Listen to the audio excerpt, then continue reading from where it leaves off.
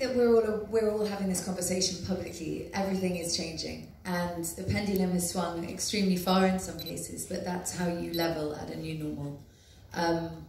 I was very fortunate that I was never sexually harassed on a film set, but I think every woman in this room has had some experience with that at some point in their life.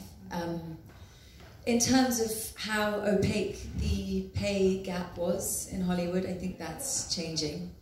And I think that there have been uprisings or moments like this in the past. In the 60s, there was a huge moment for women, and it kind of settled at not an equal level. And I think the one real benefit of social media is that there is an army of women who can spread one piece of information like wildfire, and 5 minutes later it will be news, which gives this movement a real chance of lasting. And in my own experience,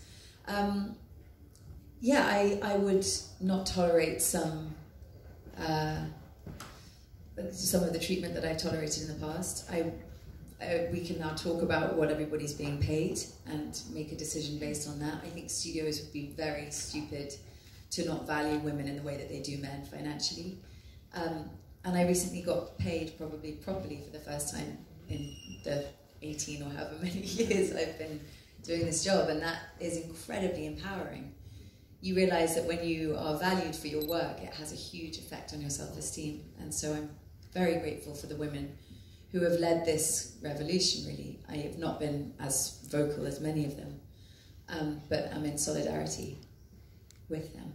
And also the effect it's had on women in every industry. I mean, we're talking about Hollywood, which is fine in the grand scheme of things, but what Time's Up, what the Legal Defence Fund has done, and enabling women to come forward and fight in courts and funding that is an astoundingly important thing.